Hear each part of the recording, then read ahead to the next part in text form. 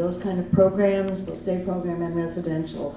And one of the things that we've really been looking at, and we're going to really even be talking about, a lot of the other speakers are really going to be talking about some of the unlicensed residential opportunities.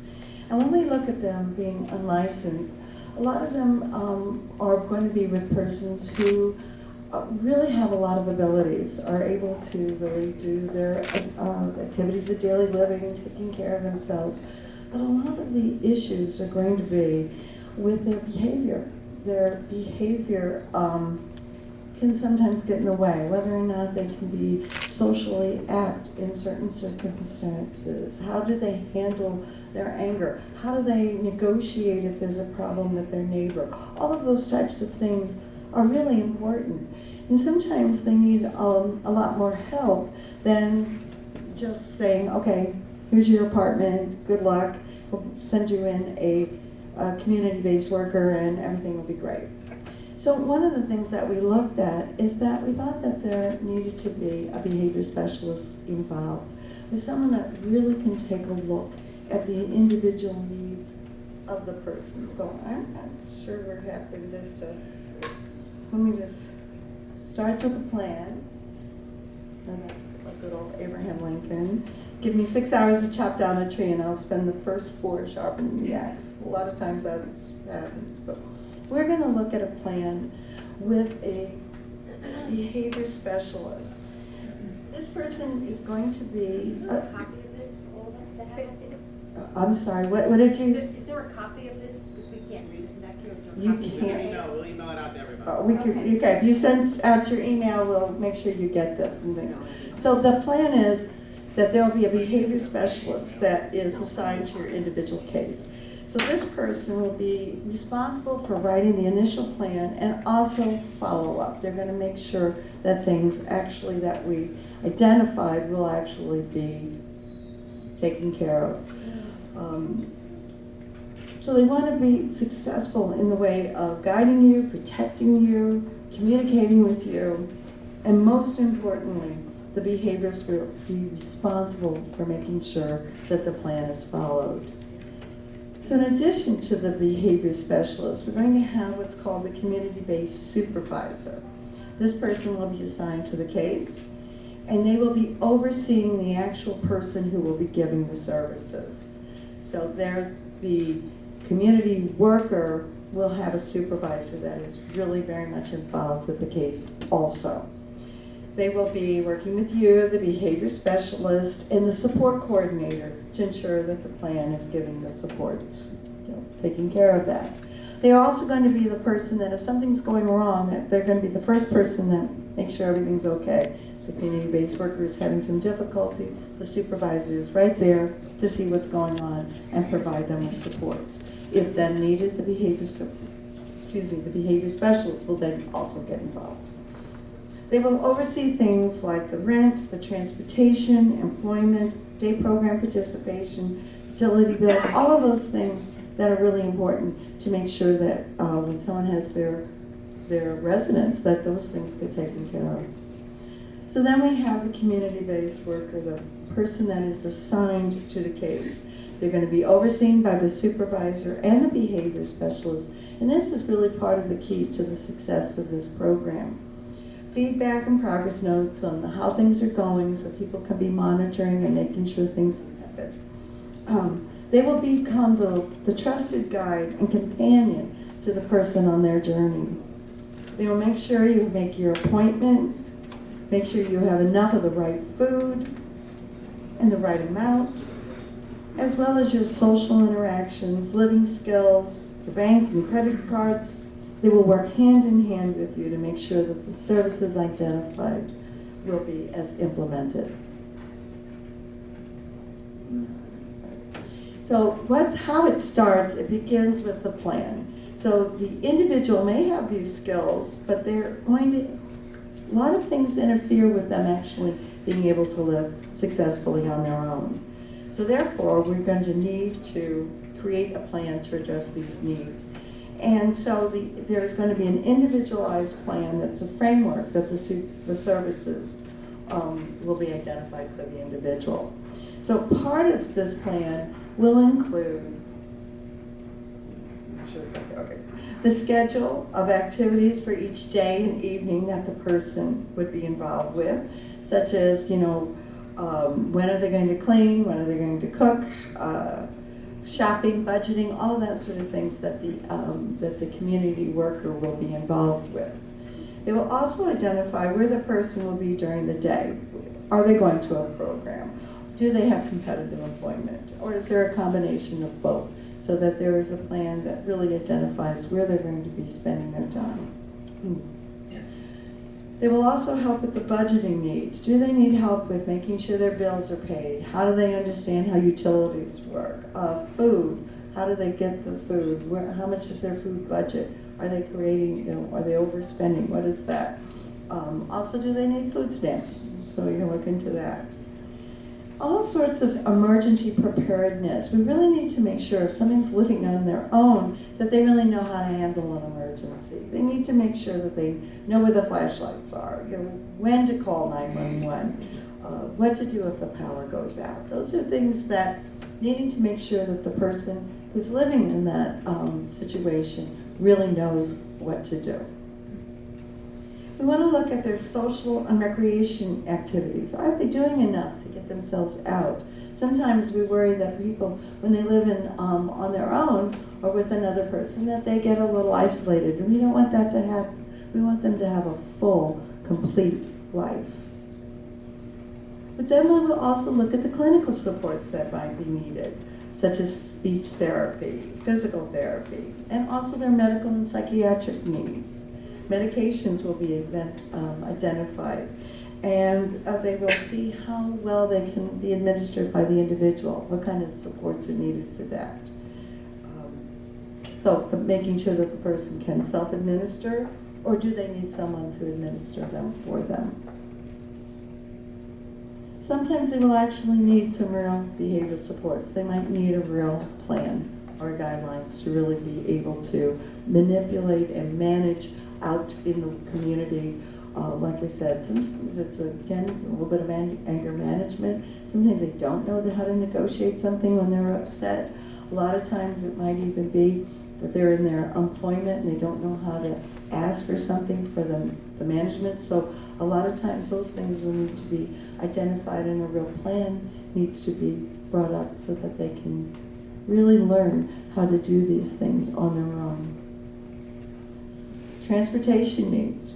Can they get use of Access Link or the Ubers that we have here at Attain and Gain? Can they use public transportation? Can they walk? What is all the needs that they need for transportation, which is really a big concern, because they can have a job, but how do they get there? How do they get home? So we need to make sure that that's been identified and taken care of. And also the family supports. How does the family interact with the individual? How do we make sure that they still stay connected with you and feel still part of the family? And what do you need as the family in terms of what they, how they're going to be involved with you also? So how this works is that the behaviorist and the community support, the supervisor will assign a person, and we will monitor and implement the plan while still being involved with the supervision and oversight. So there's going to be a person, a direct person that goes in and really works with the person, but there's always going to be the supervisor and the behavior specialist that keeps overseeing to making sure that things are running smoothly. But the community worker will be provided in the one-to-one, and they're going to be responsible for any of the goals and outcomes outlined in the plan, so that they can help achieve the person to be as independent as possible, or giving them the supports that they need. There may be some times when a community worker is not with the individual. It's not 24 hours care in most cases. So, but the community worker will still be available by phone and be the first person that should be called. So if there's a question, if there's something that the person is concerned about, they have someone that they can call. And we'll help and deal with any of the non-emergencies, you know, first over the phone, and then if they need to come in person, they will do that. One of the things, though, we do need to really train everyone in what to do if it really is an emergency, how to call 911, and to really understand that we will be following the Danielle's Law and Stephen Camino's law protocols, which I think many of you are involved with know that we need to be doing that. And also the community worker will be working with a lot of other agencies. There could be a lot of supports that this person will be involved with. And also with other Attain and Gain staff. So we will be looking to how to help them maintain and then actually acquire the residential setting, whatever is meeting that person. So that we have staff that will actually go out and help look for these types of housing. And Courtney Davey, who is from DDD, is going to talk a little bit more of how you can access some of these things so that we could actually find the housing for your family member.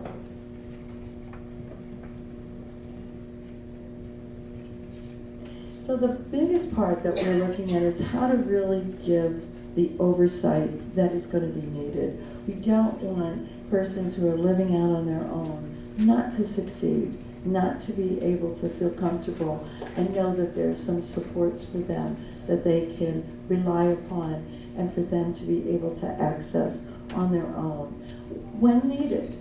And the more and more that we have the person have their skills and help them train in the different areas and things, the more and more that they can be independent in their abilities to take care of themselves, which is ultimately one of our goals, is to help them keep achieving more and more of their independence so that they're less dependent on everyone around them and that they can live a full and complete life. So this is a new concept. We're looking to see how it can really manifest itself. So we're still looking at all the ins and outs, but this is definitely the framework that we're looking at, to have a behavior specialist really take a look at a plan to go through all of the different areas that this person may need supports in. Have a supervisor over the direct services that really is maintaining, making sure the person shows up on time, making sure that the person is giving that person what they need. Also, sometimes it does happen that individuals, there is a conflict between them. And so that would be the supervisor seeing that maybe another staff person needs to come. Or we might have multiple different, staff persons coming for different things. Then they would be overseeing all of that. And then, of course, the community worker, the person that is working directly with the individual, needs to be feeling that they're supported and that they're trained and given the supports that they need also. So that is the plan that we're offering, that we're looking at, and so just want to see if there's any questions right now. Yes? Okay, so I have a couple of questions. Okay. This new program that you're developing, is this for community care program and supports? For individuals in It's both? going to be for the license, so it'll be, isn't it, Roman, the ISS more than the community sports? This program, is it for both? It's for both. It is for both, Sports. okay. Yep. I'm sorry, I'm not really great with the funding. Roman knows all that, so, okay. But you have another question? So that will be all tiers? All tiers. All tiers. Okay. That is Thank our you. anticipation of all tiers, yes. Okay. Hi, yes. What do you do in a medical emergency? What do your support people, what is their role if, for example, a person is living on their own or with a roommate or whatever, and there is a real medical emergency? They're gonna have to be trained that that they call 911. Somebody has to call 911 if there's a real medical emergency. At this point, where, like if they fell or something, someone would have to call 911. But do your staff keep monitoring beyond that point? if they go to 911, if they go to the hospital, we would try to be involved with that and go make sure that they've got their, advocate for them at the hospital, yes. So,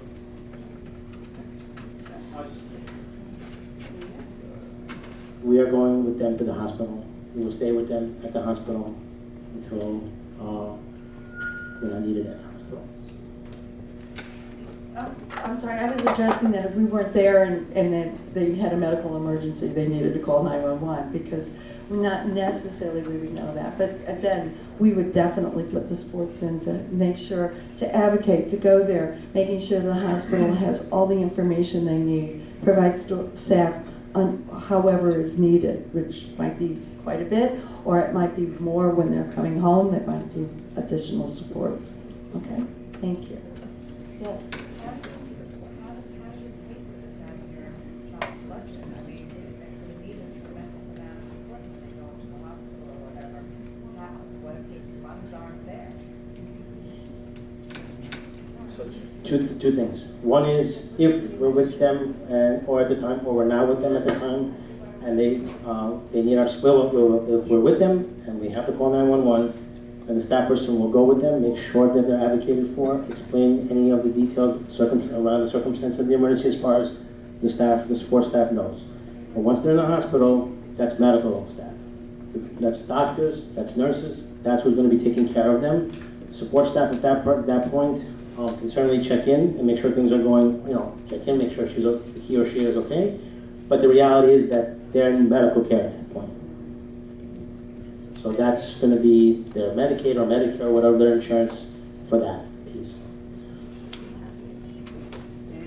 If I understood correctly, if there were needs when the person got out of the hospital, for example, that would be something the support coordinator would need to work with DDD, and how do we get that funded if there would be more, for a short term and things. So I don't know right now what all of that would mean. But anecdotally speaking, and the way that we worked in